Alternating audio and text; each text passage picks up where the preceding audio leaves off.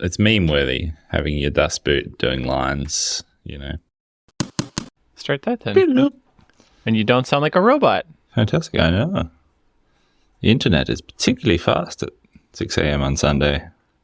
Nobody's working locally or in your shop? Yeah, correct. Sunday. Greetings. Sunday. Got my coffee. How are you doing? I'm good. I'm having a great time. How was I suppose if it's just like one night, it's kind of like novel, but like how was how'd you call it, Camp David? Camp COVID. Camp COVID. I thought it said David, which is where the president stays in Texas here. Yes, Camp COVID. Maybe that's why Camp COVID kind of has a certain ring to it in my mind. That's why it says COVID. Yeah. Yeah. It's pretty fun, actually. Don't say that too loud. Don't publicize Maybe that your daughter. fact. No, yeah, so... Don't tell mom we had fun.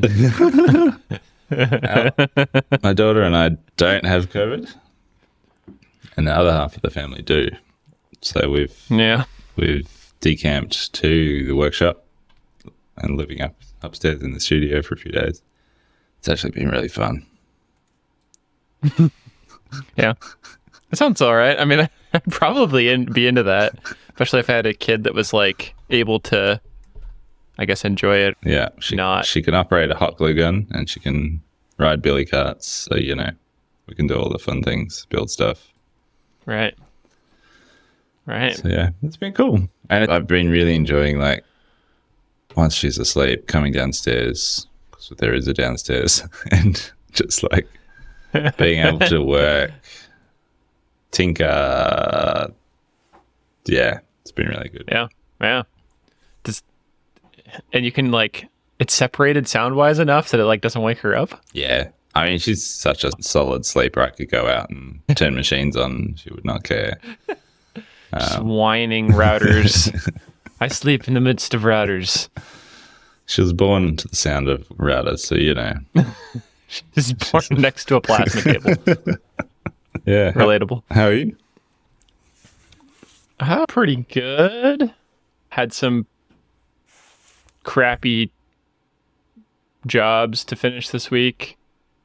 Mainly one that had taken over a year. Woo.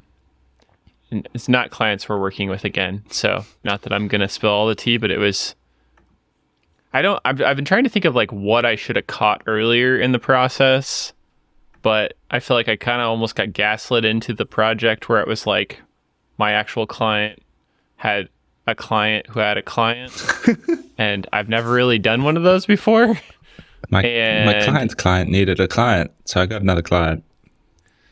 Exactly. Yeah. So there was some inexperience involved, and no matter how much education I did, it didn't seem to help. People that didn't want to like pay attention to like advice, and it just the material. We made a giant table. We machined a table out of solid wood, and it was laid up improperly, so it cupped massively just sitting in our shop. Yeah. Like 6 mil on the corners. It was their layout. Yes. Yeah. Yeah. And there was blame that we stored it wrong, which I've been storing material the same way for 7 years, and we've never had a problem until this project. So in 3 weeks. So it just was every kind of one. I can't think of any other thing other than I always think we have a potential for being part of a bad project. I'm not saying it wasn't us completely. Oh, yeah, I'm sure I wasn't as cooperative by the end as I should have been, but for God's sakes, like it was such a mess. Like, and I don't know what else. I don't know what other than you're going on the list and we're not working with you again. I don't know what else. Yeah. To take away from it. Yeah, in terms of how to avoid that situation again. Right. Danger. Yeah. The old D-grade client ended up list. fine. Yeah, good. Right. Good. We managed. I had to screw it to the table. I felt like I was going back to like early days of learning how to use the router where I couldn't figure out how to make work holding work at all. So I would just get out the screws, screw it down because it wouldn't stay down to the vacuum at all. Yeah. I couldn't flip it over. I was watching someone on Insta the other day, Calico, using hot glue for solid timber stock on his router table. Interesting. Looked quite effective. Like he was weighing down the boards with those 20-liter water bottles or whatever they're called. Hot glue be used. I know Saunders has talked about that quite a bit, but I know people use it to stabilize window machining, I think, on 5-axis parts, which I still can't really visualize that actually working. It doesn't seem solid enough, So we bought our third Bamboo X1. Amazing. He's out of control. Someone stop this man. Take the cart away. It seemed crazy to consider at first, but I'm sure now it'll slow down for some reason or another. But we've had both repeat customers and completely new organic customers, which were pretty uncommon for non-router parts. That basically I always think of it as in the spectrum of content I've shared, it's almost always router related woodworking stuff.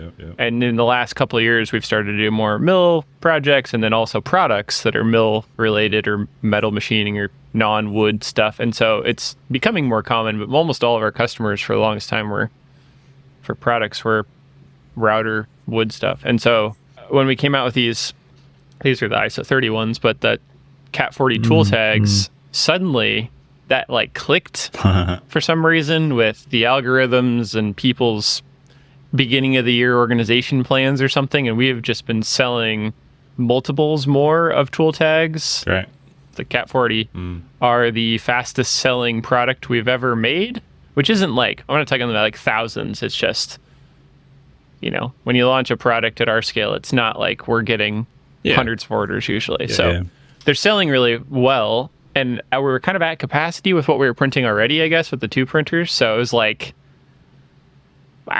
every time we get 5 sets made, 2 people buy 5 of them in a day. And it's all right, now we're back ordered again. So I was this seems like an obvious solution to make here. We just need another one. Yeah, right. So cool. What are you printing those in? PET G. It is PET, yeah. Yeah. And how do you write, because I'm not familiar with the product, how do you write the name of the tool on the thing? Because I know they've got the little angle now, which I like. Yeah. I recommend to use a label maker. Yeah. And so we haven't had any questions about that. I have a little example on the shop page of how we do ours, our exact label, and then what labels we use, and then that we use Airtable to generate them. Yeah, I was thinking about doing some videos on that too, but I'd I don't know. They've just been selling like crazy.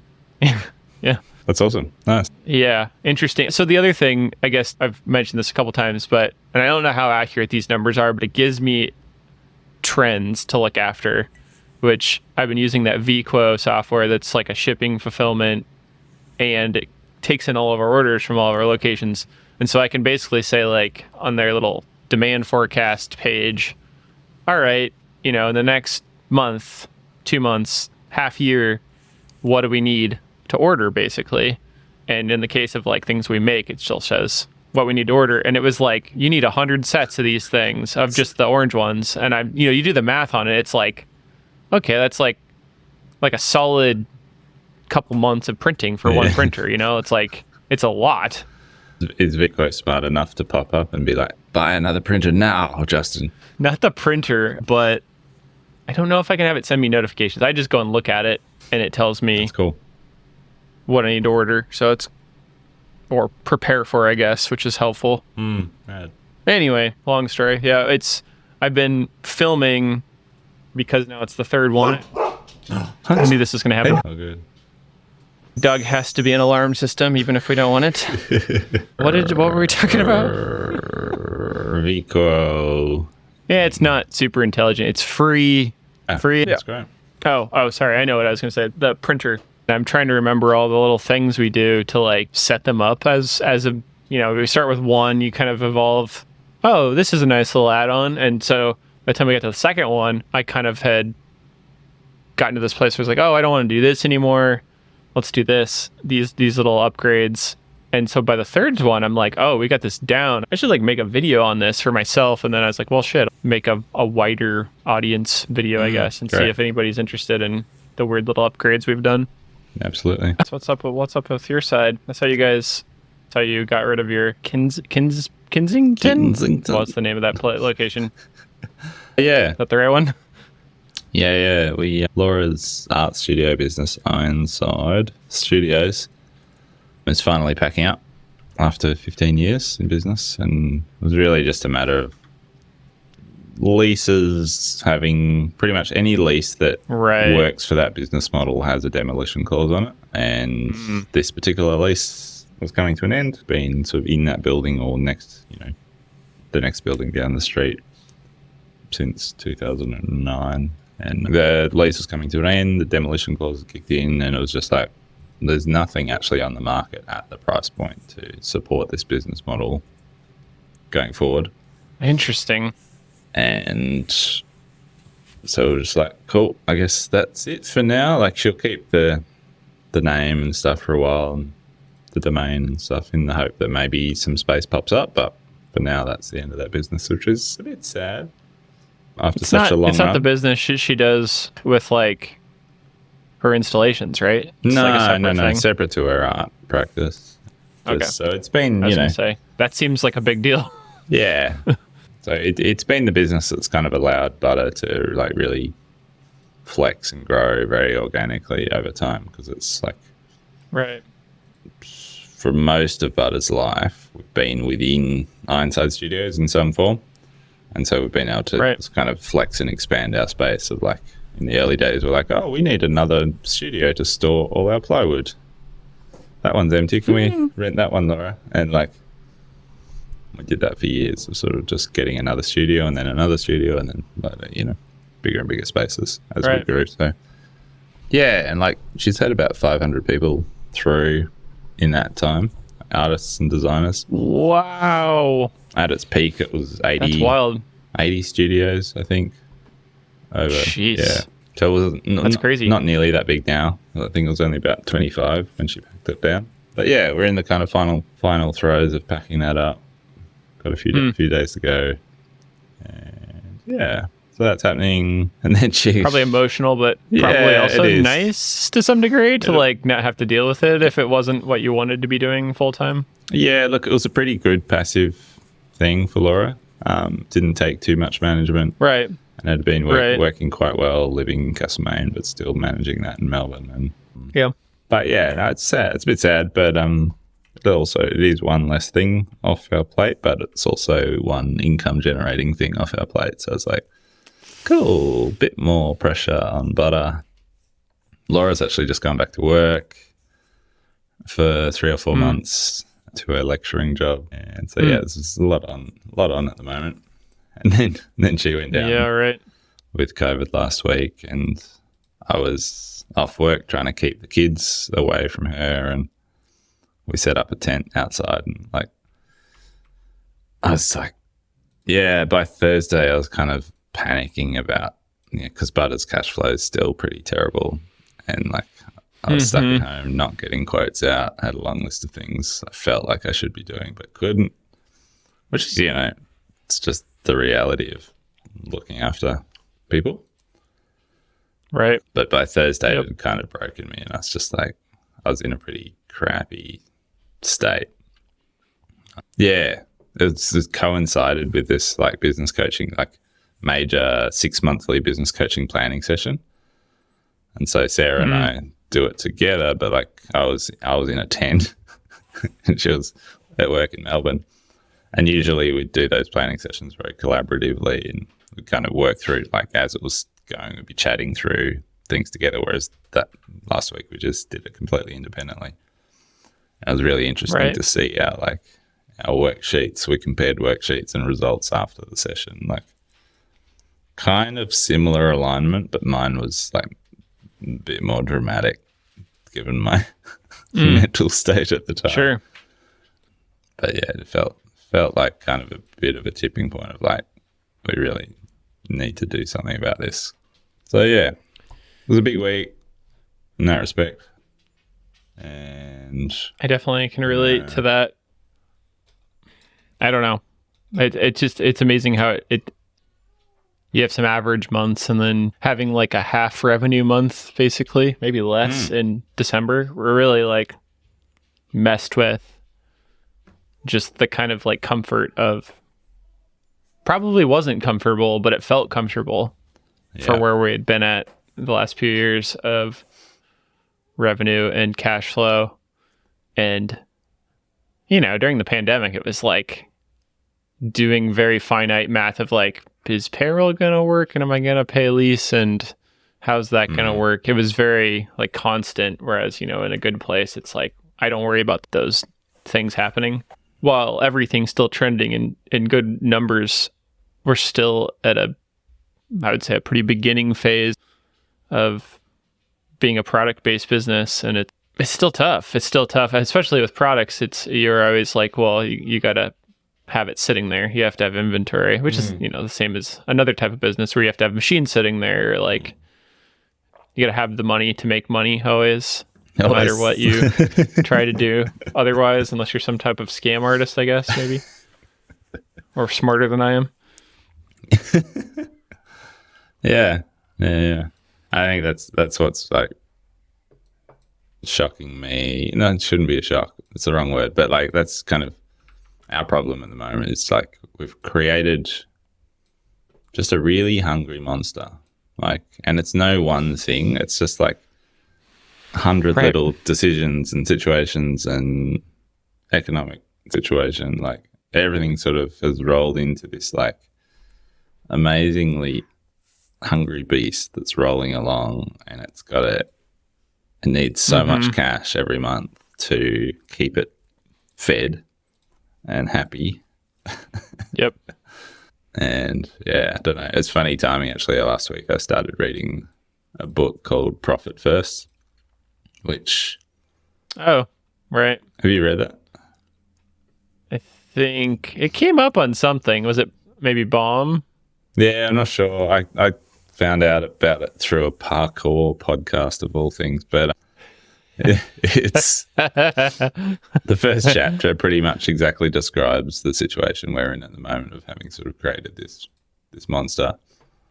And yeah, it's really good. Like, I think I'm only halfway through it or something, but I think it will change how we do things a little bit. It's funny, I've avoided it for a long time because I don't like the name of it. I'm like, no, profits. It's not about profit. But then it kind of is. It all needs profit. So I've had friends talk about that book, like woodworker friends. And we've talked about it. I remember talking about it with them kind of more in depth. And it was definitely going back to that same like time period of like, it seemed preposterous to me where I was like, well, I'm just trying to make everything work, you know, like there's no like extra money. That's what it always felt like. There's no extra money to choose what I do with it. And you know, those things change over time if you don't like have a structure, which I still struggle to have a budget and make that sensible. Mm-hmm. I don't know. Hopefully that will change for us this year, and we'll be a little more. I could say that every year, I guess, but yeah. It's interesting. One really nice thing about Camp COVID and sleeping at work, or not sleeping because I've been staying up way too late tinkering, has been.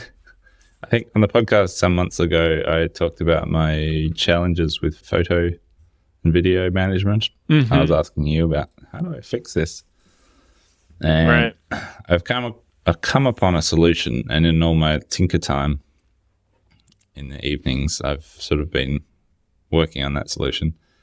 And it's basically, I think what's going to happen is for every year for the rest of my life, I'll buy a terabyte fast little solid state drive. Right. And they'll be labeled with whiteout, sort of Tom Sachs style, next to my computer. now, 2023, 2024. 2023 is full. And or maybe it's more. That makes me really nervous. And then on my other... Is it the only backup? No. And then that's the critical bit. Okay. So, you know, when you plug in an external drive, start the shame. Dropbox goes, hello, would you like me to back up this drive for you? And now I say yes. I always used to say no because everything was already in Dropbox in some form. Whereas this is completely unique data on the hard drives, doesn't exist anywhere else until Dropbox grabs it. So these two kind of working drives, or, you know, every year's working drive gets automatically backed up to Dropbox. And then the main bit of the problem, which I couldn't work out previously, was like, how do I get the last, say, 15 years worth of photos into my Lightroom library in a functional way so I can just like flick back and see all of that history, jump to a photo. And so all of that stuff was offline in Dropbox only, which that makes me nervous as well, not having my stuff on a hard drive somewhere. And so while I've been at work, I've been downloading 15 years worth of photos onto this other external drive, which is like a 5 terabyte. I think it's not even solid state. It makes a whirring sound. So I think it's like an old school drive. And I've been dropping them. Have a life of 7 years. Yeah, I've been dropping all of those photos onto that and then putting them into Lightroom. And I've never heard my little M2 MacBook Pro work as hard as when I'm dropping in like interesting 50 gig at a time of photos, and it's trying to render all the thumbnail previews and stuff. It's just like it really starts cooking. But yeah, I'm well on the way. I've got like sort of 60,000 photos in my Lightroom library now, and I'm very happy. 60,000. That's a bit more. And I've got that's a bit another more. 7 years or something to download, I think. The solution I got to with this kind of thing, I used to probably be better at it, but I had like a NAS at one point. Really? One of those like network attached storage things. Yeah. Didn't need it. It was kind of ridiculous. But that was like 2014 or something. But the problem with that is once those things go bad, then you're like on the hook for like another multi-$1,000 solution again to replace it and upgrade it and buy a new piece of hardware. And in that process, I learned of, I don't think they have it in Australia, but this thing called Backblaze.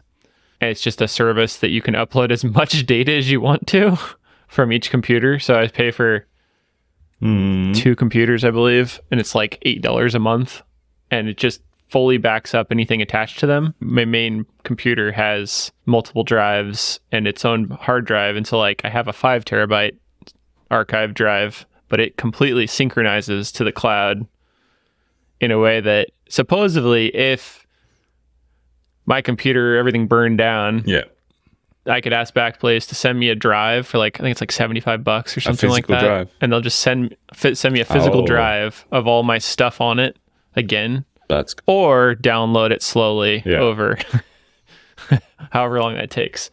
But that's been my peace of mind, and I should check it more often. But and that's something I've always wanted, or kind of wished that Dropbox did. I was like, that's why in the past I haven't tried to download 15 years worth of photos, because it's like, why can't Dropbox just send me a hard drive with all of them on it? Come on.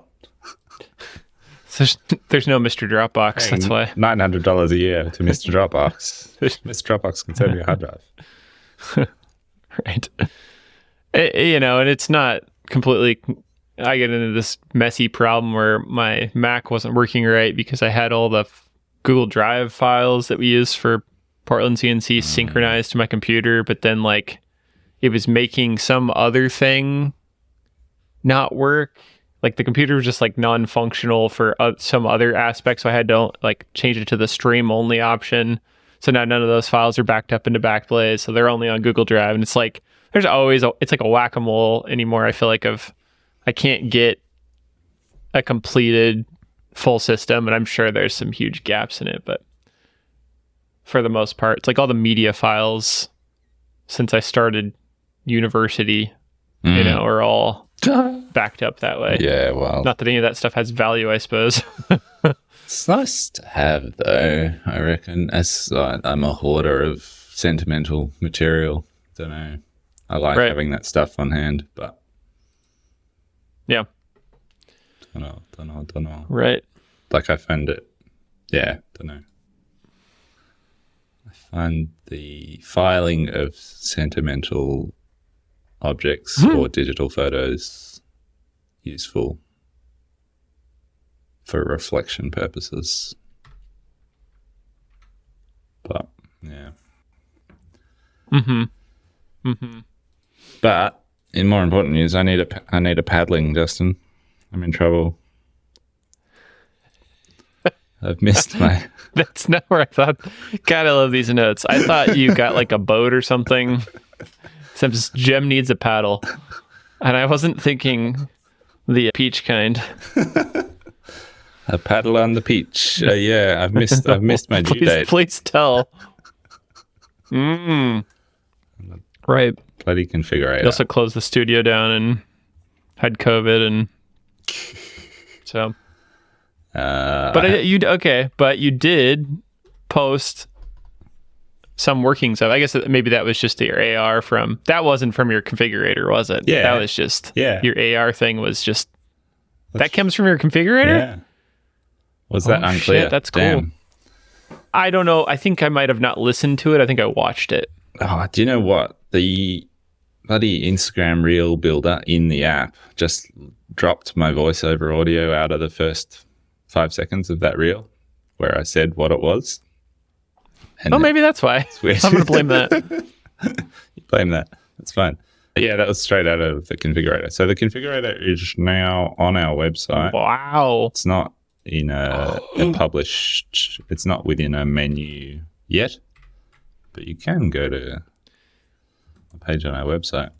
So that's fun. And so, yeah, but I'm not at where I wanted to be. Like I wanted to have the link to Shopify by now in terms of pricing and SKUs and stuff, but that's next week, hopefully. Are you waiting on them for that kind of thing? Not really. I've just, over this weekend, I've collated another huge page of bugs and fixes and questions and stuff for them to action. And then, hopefully connect Shopify in the next week or so. But Josh has been sending it out to a few clients who've been using it to like put their configurations together and then sending us a picture for us to manually collate the order from and stuff. And that's been working quite well. And then the dream scenario happened the other day where someone actually sketched up on the markup, like where they wanted panels and doors and drawers and things. Because the doors and drawers won't be part of the initial launch. That'll be a stage 2. But yeah, we got this all sketched up markup, which allowed us to then do a manual of those extra items. So yeah, it's getting there. Maybe you don't want to say where it is, but I haven't found it yet. What? No, I don't want to say. No, yeah, I can direct you to the URL. Right. I will send it to you. Okay, you can tell me later. My other quick question is, what are you guys using for this chat thing now? Oh, is that a new? I'd have looks to different. I'd have to ask Jay. I did ask Jay the other day. Jay said it's still just the native Shopify one. Oh, they must have changed the styling of it, I guess. It seems like it's better. It does seem better. I took the chat thing off ours. I didn't like it. I wasn't benefiting us or the customers. Kept making confusion for people because it wasn't connecting properly to other things. So, yeah, right. Looks nice though. Yeah, I quite like that one at the moment. Yeah, Jay manages that, thankfully. Yeah. Cool. That's really impressive from just even having known about that feature and played with it myself, and it's on, through Shopify. Thinking about it being able to fairly seamlessly go from what I just created on your website to being in my room is a completely different reality, virtual reality than, I created it as a designer, put it on my Shopify page, and somebody else views it. It's so different, such a different experience that I think would be really impressive from a consumer point of view. Yeah, hopefully. And like whenever I've tried those AR things in the past, I've been kind of disappointed. But I was thinking the other night, maybe it's because I've always been just on the couch in like a dark room and the phone's just struggled to actually get a good read. Because like when I did it the other night, I turned on all the workshop lights and I walked out and I was like, oh, super bright room, big space too, Right. like lots of spatial, clean, like linear lines for the phone to pick up. Anyway, did an awesome job, and I was like really rock solid in like how it sat in the room, and being able to push my phone actually through it was amazing. Right. It was kind of interesting to go inside of different objects. I would love to know how many people play with that feature and then how that affects shopping for us. Me too. Sure, there's a way to track that I don't understand. Like Google Analytics or something. Everyone will be on their Vision Pros soon, right? And they'll be like, ooh. Right. No, that's VR I was everything. just thinking, I've watched so many dang videos on that, you know, everybody's take on it. I haven't tried it because I don't know anybody that has one. But I think one of the things I just saw last night was that the lighting makes a huge... What this person was saying is it seems like Vision Pro, the new Apple headset thing, that it feels like log footage, which is like ungraded footage for the most part, and that it makes a huge difference how much lighting there is, but it seems to always be pretty crunched, like contrasty, which was funny because everybody's been talking about it being so amazing, and then he showed this versus his iPhone side by side, and it was like, oh my god, it looks terrible. Really? So you know, we're at ground zero of what all this is going to be, but it'd be pretty cool though. Like, imagine take your configurator, but then like use your fingers and that'd be great. Yeah. To be able to place the AR model or the VR model in that case actually in your room and manipulate it. Right. Walk around it. Yeah. That'd be cool. So do I dare ask when's the new deadline? Yeah, you should ask that question. Let's say end of Feb. You're gonna ask me for a more specific date. I won't. You can go ahead.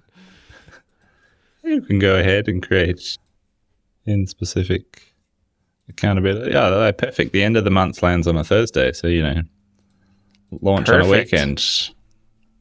Right. Let's do it. I sent Jim this Inkware we got, which it's a puzzle. Little knob part made out of wood, and so the backside's got some basically 2.5D machining. It's pretty simple. From if you flip it over, the show notes are like Justin's knob and Jem's paddle. When I first read it, I was like, I think knob is used in different ways typically. Justin's puzzle knob. Yeah. But it has like a 3D fillet to it. It does. And I have done 3D chamfers meaning like there's a vertical aspect to the chamfer. I've done 3D chamfering with a De Boer operation on the mill with a lollipop, and it's almost always just to break the edge, whereas this is a 2mm fillet. And I've never really done that before, especially on a scale. Like there's a lot of parts requested in this, so it'd be like a production operation that needs to be fairly efficient, and I cannot think of an efficient way to do it. No, me neither. To make a fillet like that. Are you stuck on the same bit of the fillet that I am in that screenshot I sent? Yeah, right. The transition. Because I think it has to be made fluidly, or you're going to get chunky.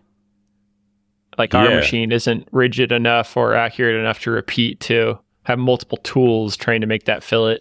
No, there's no way. Right. It's almost like a lathe tool with live tooling. I was messaging with another machinist friend, and I was like, how would you do this? And they were like typing, thinking, and I was like, a 5-axis mill turn? Yeah, exactly. Like, I'll say that I think we can do it, but it's much more suited to a prototype it's a 5 or 6 pass slow, like ball milling operation to make it happen. And I don't know that it's going to be like, it won't have chattering and junk in it. So give it a go. My only other thought was to try to tumble it out, but it wouldn't be that perfect fillet. Tumbled wood. Yeah. Is that even a thing? I've thought about trying that. Tumbled walnut. Damn. Yeah, that'd be cool. They're cool. It's a cool project. I hope I can share more about it at some point, but if we get it, but it's interesting project for sure. It's nice to be sent those kind of projects, but also I hated this gut feeling of like, shit, how do I make that? Like they come to you for the solution and you don't know how to solve it. Yeah, I don't know. Justin sent it to me and I was just like, no, I wouldn't touch it. Like, he said I wouldn't. I wouldn't do it. Oh dear. But if there was over 1,000 parts, and you can just set your machine up and run 1,000. How much can you actually charge for? It was more than I expected. What their expected budget was. So I was like, good. Most people come into those things like, I want to spend $2 for this, and you're like, no way. $2. Can't get the material for that. Yeah. Just thinking about how the pencil sharpener. What's the diameter of it? Like 60 millimeters or something? 60 some mil. Yeah. Pencil sharpener part. Pencil sharpener. Oh, that's kind of auto cut off. Right. Backside machining because you got backside features. Hello. I mean, just getting the one side figured out, because it's such an easy 2-sided part otherwise. Like, it's not tough on a router. No, it's not. Especially, the backside of that part is beautiful for indexing. Like to put it into gorgeous. Another fixture. Yeah. It's so perfect. Yeah. I think I'm going to experiment and try to mess with it. So on the pencil sharpener, I should know this, I guess. Does it index? Like, does it clock itself? That lathe head? No, because it can't turn. If it could turn, it's static. Static chucks. Oh. Yeah, they just go up and down. They don't spin. Oh. Well, how do you make a thread then? You thread mill it. Oh, so it goes around the top. Never mind. Okay, yeah. That'd be a cool upgrade. That would be like a rad servo upgrade. Oh my god. Then you could really do these parts because they just like spin and it would go up and down. Yeah, if you had a perpendicular tool and rotating chuck, it'd be a wild. It'd be like a 7-axis machine. Rad. Yeah, why not? Why not? I'm sure next time Masso can do that, right? Two Masso just controllers synchronized to each other. Get enough axes. Yeah. Hit the software corner button. Hey, we talked about, I don't have buttons, but we talked about CNC stuff. I'm proud of us. I still know what a CNC is, just. I saw one yesterday. Yeah, me too. I ran one this week. I made a billy cart seat on one yesterday. Billy cart. What do you call billy carts over there? Oh, okay. Soapboxes? I would say it's, maybe soapbox car. Yeah. Yeah, that's what it looks like. I've been heat forming like acoustic felt for the billy cart seat. Like it's pretty fancy. It's cool. What's that material then? It's not wool. It's not wool. It's semi-recycled PET. So it can be okay. So you can heat form it. Makes sense. It's cool stuff. What was I going to say? Oh, yeah, the bloody Sora thing. When you put Sora in the show notes, it's off to a corner. I had no idea what it was referring to, and then I got served a million Sora videos on Instagram last night. It's like, I see. Okay. I see what's happening here. Is it accessible? Have you used it, or is it all demo stuff? so far? I haven't. I don't have access. Okay. Apparently, from what I've read, it is super locked down. Like, Yeah, no doubt. it's unlikely soon. Yeah. And I think it's just going to, I mean, I can only imagine what it would be used for here in the next year or so with election things. Like it would not be good. Yeah. What we're talking about is GPT or Chat OpenAI has come out with the video version of type text and get video made for you whole cloth. And it's fairly ridiculously marvelous from what it seems. I mean, it's definitely got its quirks, but it's nothing like early DALL-E. It is fantastically realistic. Like Aaron and I were watching the first kind of like, here's what we got for Sora. I think it was MKBHD's video on it. And she's pretty good at finding things, seeing details about, just unique details quickly. And she didn't see any of them either the first couple passes through watching these example videos. And then you go back and he's broken down like, oh, the hands are doing these weird, crazy flippy things. Or like, this person's gliding in the video. But like first pass, I missed all of it. Like it just looks so real to me. I was like, damn, this is crazy. Yeah, I'm really looking forward to the pod, having a listen today to This Day in AI, the Australian AI podcast, because I think their latest episode covers the Sora release. I'm very intrigued to see what they think of it. Those guys are pretty good analyzing this stuff. Did you see the comparison at all to, I didn't see this, the original Will Smith video, eating spaghetti? Nah. Oh my God. It is so disturbing. Like I think it was the early version of this technology, maybe even theirs. Oh yeah. Or just it was AI videos. Yeah. But it is so messed up.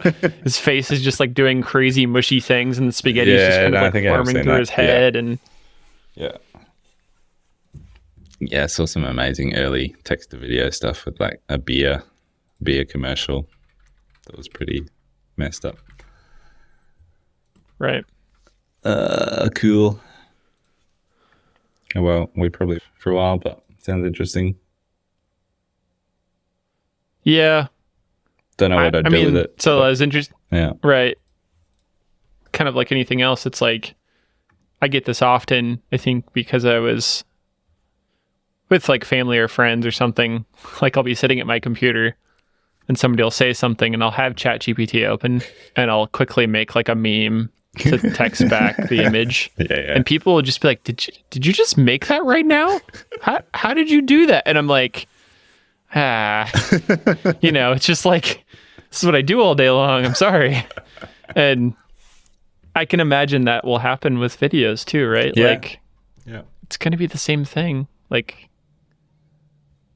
hey Sora, make a video of Justin Walnut tumbled paddle knob. No, can you see that? It's like, I'm sorry, Jam. Service, I'm unable to help you. I'm sorry, with that Dave. request. I cannot do that. I got a little bit into.